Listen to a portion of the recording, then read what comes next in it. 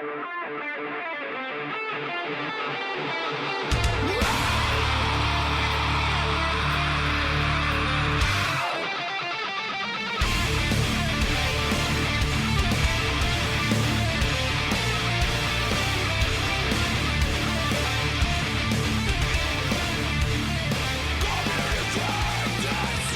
right, here we go. Giddy up. It is Sunday, May 22nd, 2016, and this is episode 161 of the Defensive Security Podcast. My name is Jerry Bell, and joining me tonight, as always, is Mr. Andrew Callett. Did you just say giddy up? I did. Are you okay? Yeah. Yeah. Are you having any symptoms of a stroke? No. Did you recently fall and hit your head? Yes. All right. Good. Well, we'll dispatch EMS as soon as we're done recording the show. I'm good. How are you? Fabulous. We're actually recording on a proper day. I know. It's been a while. And I won't even be here next week. So I'm going to California for a couple days. We're going to get a stunt lerg. I will warn the listeners now. My Twitters will be tweeting next Tuesday, the May 31st. Is that right? Yeah. For a NASA event I will be at. So I'll warn some people on Twitter too. But so you're going to visit Uranus? No. Anyway, by the way, we've been nominated for an award, Best EU Security Podcast. Or actually, Best Security Podcast at the EU Blogger Awards. That's crazy. I know. And by the way, we can never get enough internet points. We are like internet point whores. So please vote for us. The link will be in the show notes. It's true. And on that note, by the way, the thoughts and opinions we express on this podcast are ours and do not represent those of our employer. Mom, I'm sorry I've become a whore. I'm sorry. It's internet points, man. Technically, we're sluts because we're not paying for it. True. Although, I mean, unless you consider this sort of a trade of services. Yeah, it's, quid pro quo, right? Or bartering horse? Yeah. I don't know. We should just move on. This is a terrible line of discussion. Thank you. So, yes. Our first story for today comes from CSO Online, and the title is Cyber Criminals Are Increasingly Embracing a Sophisticated Business Model Approach. And this comes in response to a report by Hewlett-Packard Enterprise. It's called The Business of Hacking. And in it, they describe basically the corporatification, if that's a word, of organized crime, and how there are HR departments and recruiters and background checks involved in these hacking collectives now, and they have in-house training and even disaster recovery programs, and are offering 24/7 phone support for their stuff, and they have marketing departments that help sell their exploit kits and stolen data to brokers and third parties. And, the whole point is that this is becoming a very large business. And, as defenders, our job is getting more and more difficult. I am left wondering, though. Yeah. In when they say background checks, like, are they trying to filter? Are they looking for people who have no criminal history? And they're like, oh, sorry, you didn't make the cut, right? And do they have internal audit? And if they have internal audit, do they make sure there's a certain amount of evil present on the network? It could be. A couple of thoughts. The background checks could be to make sure that you're not just a white hat pretending to be a black hat. Right. Or, That makes sense. Some law enforcement officer trying to wiggle your way in. So they're looking for at least a minimum of 2 felonies, probably. And it's good if you fail your drug test, probably. That's probably a good thing. Yeah. Right. I would think, but nothing probably thrills an uber elite black hat hacker more than having to fill out his TPS reports on a weekly basis. I got to think that's just. That's a good point. Do they embrace agile? I mean, do they have management fads that they have How, to go how through? does leet speak work well in that corporate environment? I That's don't my know. question. And is there equal opportunity and minority represent? There are so many questions that I'm left wondering after I read this. Dude, your last staff meeting was so elite. Dude. Anyway, that I no, okay. In all seriousness, this does make perfect sense. There's money to be made, much like the mob did, quote unquote, organized crime. The more organized you can get, the more efficient you can get, the more money you can make as a bad guy. So yes, why not? right. It's the challenge you have is the personalities involved. So, but clearly they've got to a point now where they have enough of a financial incentive that it makes perfect sense to organize in this way. We've seen this coming for a while. People selling exploit kits and selling, giving you guarantees on 0 days and that sort of stuff. It's a business. So bureaucracy starts building around business as a way to become more efficient at said business. Well, I think that's right. And the thing that concerns me about the trend, and certainly we don't have really any context of how much cybercrime is under the banner of these really organized evil corporations. But you can kind of see that corporations, at least in much of the world, are big. I won't say sources of innovation, but refiners of technology, and disseminators of technology. And so it seems like one of the macro trends that we have to be aware of as part of this is, the techniques are going to become much more homogenous. There's going to be a lot of innovation, and as that innovation comes up, it's going to be propagated throughout the world, or throughout the underground, I should say, and this is going to make it difficult for us. We need to put our big defender pants on, and This is why we need more audit and oversight in yeah, our IT defensive groups, I believe. and More auditors checking on us, I think, would help. and guard llamas. Guard lump, it's true. It's true. Maybe if we had enough ocelots that we could tell them the llamas were actually where the bad guys are, we could dispatch a fleet of Be like rabid ocelots. be like a red team of ocelots. It's true. Anyway, yeah. So that's that's the happiness for us. It kind of does. Here's the boy. Let me collect my thoughts for a second. I've been a big skeptic of the whole threat intelligence movement and whatnot, and information sharing and whatnot. Is oh my gosh, it's going to save everything. But to an extent, I think I'm starting to see some logic in this when you start to think about things through this lens, right? As these tactics and techniques are permeating throughout multiple organizations, it does become important to have insight into those things. So anyway, beat that one to death. So our next story comes from Yahoo News. By the way, it surprised me too that a Yahoo News story showed up here. That is true. It's Yeah. a little rare. Yep. So the title is Cyber Thieves Exploit Banks' Faith in Swift Transfer Network. So interestingly, this is the ongoing saga of the Swift network. Some new details have come to light in the form of a lawsuit. So a bank in Ecuador, Banco del Austro, or affectionately known as BDA, not that BDA, the other one. Or the airport code for Bermuda International Airport. Yeah, It's also BDA. true. Anyway, BDA back in January 2015 apparently had $12 million stolen from them. Actually, it's not entirely clear to me the total amount.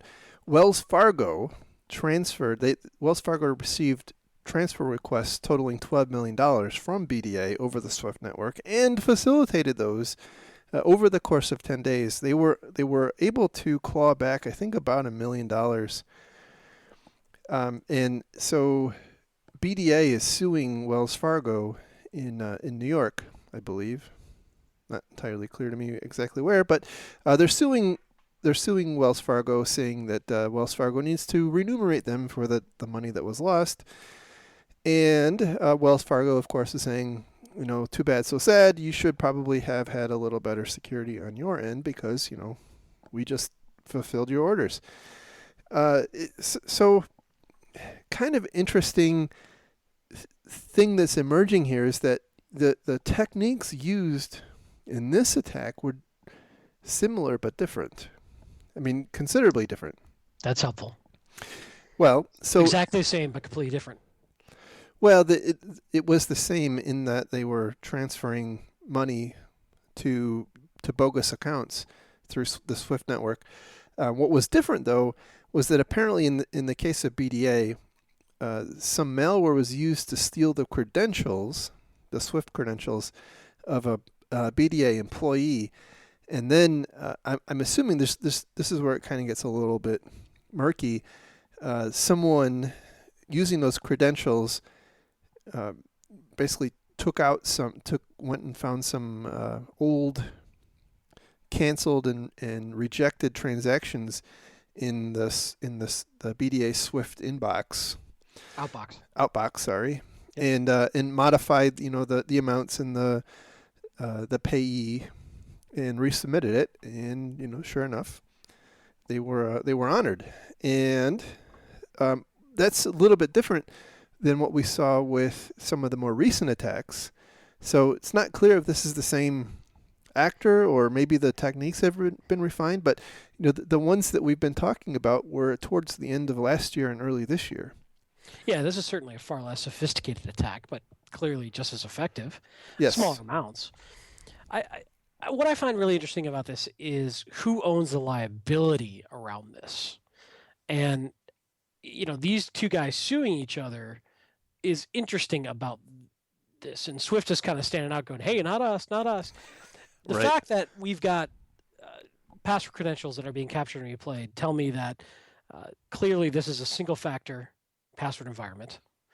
I have no idea if two-factor could even be implemented. I don't know. This could be a whole bunch of automated systems on the back end, but we clearly have a single factor environment, which scares the hell out of me when you're talking about this kind of control over this amount of money. But when we want to do business as fast as we can as a culture and as a society, and we keep going faster and faster. So what I see here is this entire banking organization transferred all risk management and all liability in their head and all concern about accuracy to the SWIFT network, and automatically honored anything that came over the proper SWIFT network as accurate and non-fraudulent, which in some ways may make sense. They say we've been doing this for 40 years.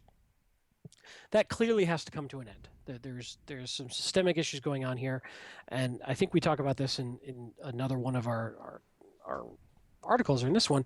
We don't really know how many of these are going on because not every bank is reporting these to the SWIFT organization. Yeah, and that's actually a lot of what this particular article talks about, is how banks are very hesitant to to discuss this with anybody, including SWIFT, because there's fear that it will, bring down some regulatory hammers on them. And they probably, I'm sure, feel like they have enough love from regulators as it is, and so they really don't want any more. But I think you made a really good point that they are. Everybody seems to be pointing to somebody else in terms of who's responsible here. Right. The BDA seems to be saying, well, it's Wells Fargo. Wells Fargo is saying, no, it's BDA. SWIFT is saying, I don't know what the heck's going on here. I think SWIFT's perspective is probably that it's really on BDA, given that they didn't say that, but just given what they have stated in previous that appears to be the state of this system, that the originator of the request is responsible for making sure that that request is authentic and valid. Right. But if we're going to go down this path of doing more verification and authorization, it's going to slow down this entire system. Yeah. And what's interesting? I don't know that these banks are willing to accept that. Yeah. What seems to be emerging is that there needs to be a similar kind of anti-fraud or fraud detection system on the receiving bank as there is in other kinds of bank transactions. It seems like just from this particular story in the previous few, there's when a SWIFT when the receiving bank gets a SWIFT transfer notice, they basically fulfill it unless there's something wrong with it, like they misspelled the payee. They just fulfill it. There doesn't appear to be any any kind of anti-fraud or analytics applied to it, and I wonder if that's something that's in the future. However, all fingers seem to be pointing back to the originating bank. There was a story which we don't have covered here tonight about the I think it's the Central Bank of England is starting to get into the bank's knickers there about what they're doing to protect their SWIFT terminals.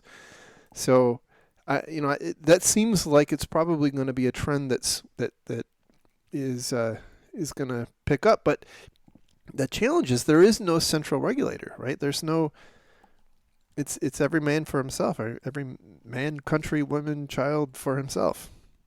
It seems like. Yeah, it's a tough one, but I think this is probably going to drive change. And here's something we mentioned briefly the last time we talked about this. I wonder if this has been going on for a while, and it's now just sort of bubbling up to the media, and so this is probably going to drive change. It's the shark attack story. Yeah, but to some extent, it's also giving air cover for all these other banks to come out and say, yeah, us too. Could be. And see if that drives some new behavior around this. It's scary. I if you're a bank, you really need to be looking at your SWIFT systems right now, because there clearly is an easy way for somebody to, not easy, but if somebody pops those, they can transfer money and it's gone. It doesn't seem to be a way to recover it. So there's a very, very high incentive behind doing it. Yeah. So. Indeed. All right. Moving on to our next story. This one comes from SecurityWeek.com, and the title is Google Soon to Kill SSL-v3 RC4 Support in Gmail. It's a little bit different than the normal stories we talk about. This has been in the coming for a long, long time, but the story here is that Google is no longer going to be supporting SSL-v3 or RC4 in any of their properties, right? So their Gmail and website and whatnot. The reason I wanted to talk about it is that there's a really fundamental problem in technology today, and this SSL-v3 in particular is really highlighting it, and in security in particular, I've seen this becoming a big problem. We have a lot, especially if you're in a larger company, you have a lot of infrastructure, and a lot of that infrastructure, for better or for worse, has Java-based interfaces. And for example, if you have something that is key to your environment and it only supports SSL-v3, right? Now you're now basically, in the case of Java, you're forced to run unsupported, unpatched, vulnerable versions of Java. And the thing that concerns me is that going forward, this is just one particular case. I think as time goes on, we're going to keep seeing these problems. And it seems to me that as an industry, we've got to get a lot better about this particular problem of things that are common and pervasive in our infrastructure suddenly being unsupported. Yeah, it's a huge problem by the way, in the banking industry right now. And I work in that industry, and I work for a credit card processor, so I can't really talk about work stuff. There's some ethics and integrity issues around that, but in general, if you go look at what's going on with PCI and you look at them pushing protocols like these protocol upgrades, which are necessary, the pushback coming from the industry at large, and I'm not speaking of my own organization, but the industry at large, is they have all these credit card terminals out there in the world that are, the first version of the Internet of Things, if you will, that are small computers that only have capability for certain types of protocols, and they cannot be easily upgraded in the field. So they were designed with this concept, and definitely it is a problem to go upgrade them. They were not designed to be modular enough to be upgraded by, easy, push a firmware update kind of thing. So you've got a problem. I mean, and this is another example of that sort of thing. I think we're going to run into the same thing. What happens when your Nest thermostat or some other device that is a small firmware ages out on its various protocols? Sorry, I clearly should not be watching Twitter while I'm trying to talk because I'm distracting myself. We're talking BSG on Twitter, so that, of course, has my attention. I shouldn't be doing that while we're recording a show, but... Damn it, Kellett. I know, but BSG was so good. All right, so what happens when you've got some Internet of Thing device that gets abandoned by the manufacturer, or they force you into an upgrade? Or we're going to be running into these issues. There's no way that we can design a protocol right now that's going to be forever safe. We're going to keep having these problems. We're going to keep eroding the security of these devices based on the protocols that they're using for their encryption as our computers get faster and we get smarter. So this is going to continually happen. So the best advice I can give is you've got to make these modular and easy to upgrade. Yeah, and I think have contingencies for when you end up with with some kind of a catch-22. And unfortunately, there's really no good solid advice for that. I think things like VDI are often really about the only thing that you have to point to. But even that's not a perfect solution. This is just something that I'm seeing, especially in the context of larger organizations. This is a really big problem, and it's getting bigger. And you just keep waiting for the next shoe to drop. So yeah, I think it's going to be a constant problem. I don't see it ever going away. I tell you, people struggle with it. People struggle with doing forklift upgrades, just doing ciphers. It's interesting. People get their head around SSL v3 and TLS 1.0 and 1.1. They have trouble getting their head around the cipher streams and realizing that some are more secure than others. And it's a complicated, and this is one thing that I think if you've got a lot of web properties in your environment, you're probably better off fronting all those web properties with some sort of load balancer or other TLS termination device that you can manage all this in one spot than trying to manage, 18 web boxes or however many you have on the back end. Right. It's a complicated thing, but we've got to start designing and thinking about our infrastructures with this sort of modular upgrade in mind, because this is going to keep happening. I don't see this going away. And if you build it once, and most people don't even think about this problem, we're getting slapped around right now. We've got a lot more risk out there than we need to, because it's really difficult for some organizations to upgrade and move away from these old protocols. Everyone's like, just turn it off, turn on the new stuff. What's the big deal? There's a crap load of dependencies for a lot of these organizations. Exactly right. So moving on to our next story. That was just my I felt like complaining today, so there you go. Next story comes from threatpost.com. Microsoft warns of sneaky new macro attack. Kind of clever. Basically, the macro effectively hides the URL. So the macro basically is a downloader, right? So it's intending to reach out to the internet, pull down some malware.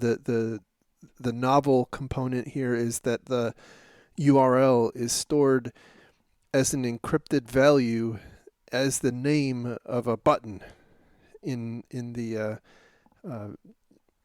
basically in a form. So when the macro is launched, it basically grabs the name of this button, decrypts it. That's the URL that it goes off and downloads all things Locky.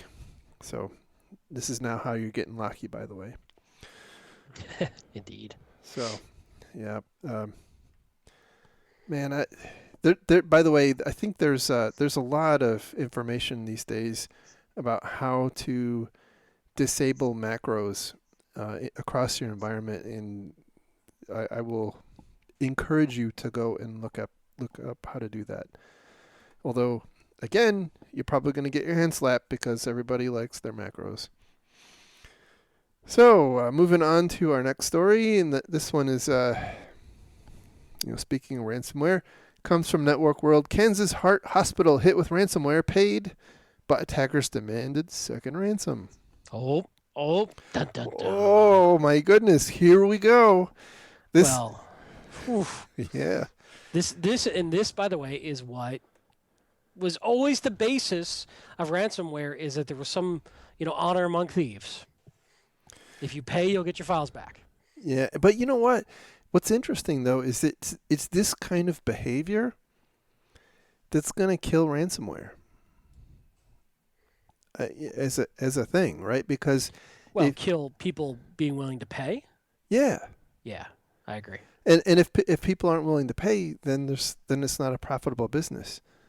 And so from that perspective, if you really wanted to, if you were what they would call a chaotic neutral or maybe chaotic good kind of person, maybe you come up with your own ransomware that gets propagated out, and then you would never ever, you would accept the Bitcoin but not decrypt. So anyway, this article, by the way, I thought was really interesting, especially for Network World, which is usually a pretty reputable article. It's very unkind towards the hospital president. Quite a few digs on the president in this particular article, kind of questioning his technical know-how. But basically, it's not very clear exactly what happened.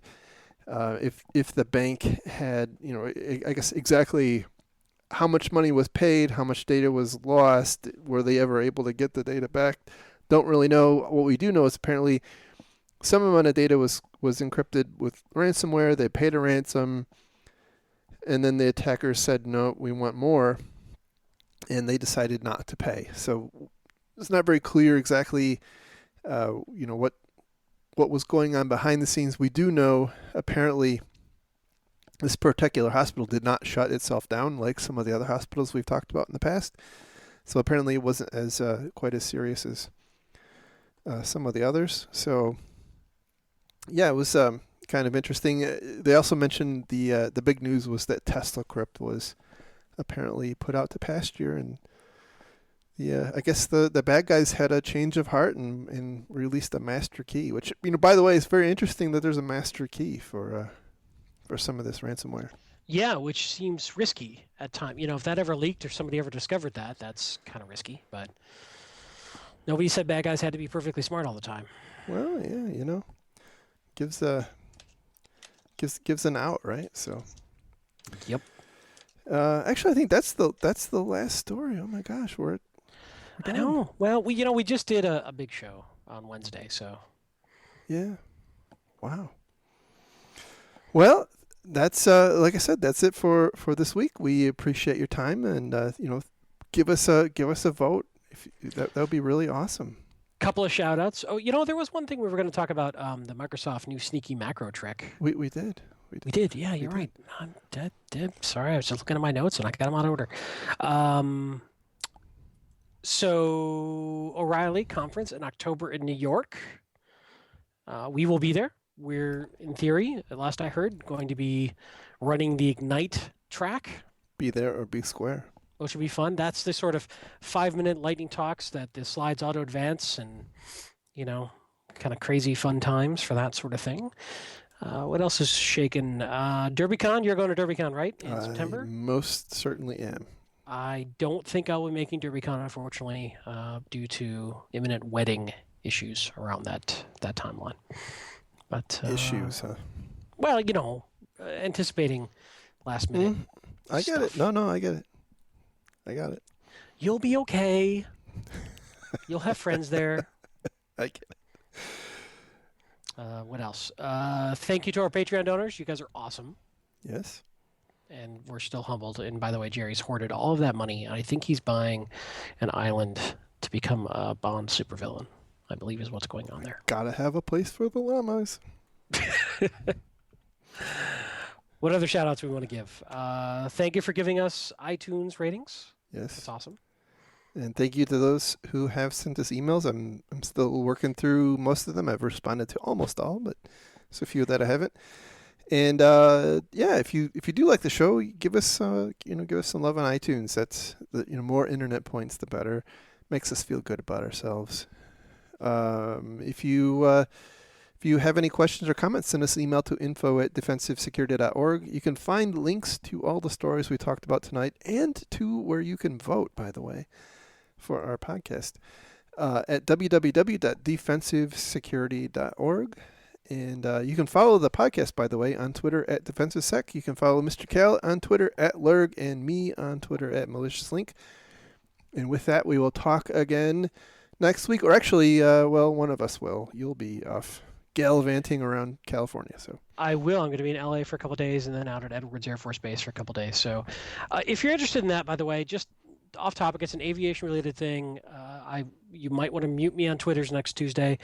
If not, I'm going to be there for a NASA event. They're going to be doing some sonic boom testing. So in theory, we'll get to tour the NASA Armstrong facility at Edwards Air Force Base and witness F-18 doing supersonic, basically sonic boom testing, all for NASA to try to reduce the felt and heard effects of a sonic boom so we can do more supersonic flight over populated areas. So I will be there as a social media kind of reporter type, so I'll be tweeting furiously throughout the day. So I apologize if that annoys you. I will give fair warning and tell you what the hashtag is if you want to mute the hashtag only. But you may like it. I don't know. And you may find something interesting and hopefully educational. And then maybe NASA will invite me to the next cool thing. So are you going to be holding a cup of coffee like the Top Gun scene? When they every morning? No, I mean when they come overhead and do the sonic boom, the... Yeah, no, I understand. That would be funny, though. Yeah, I thought so, too. I would, I'll have to work on that. Mm-hmm. And it was just the 30th anniversary of Top Gun. We are old. Holy crap. All right, well, that's it for tonight. See you later. Bye-bye. Bye!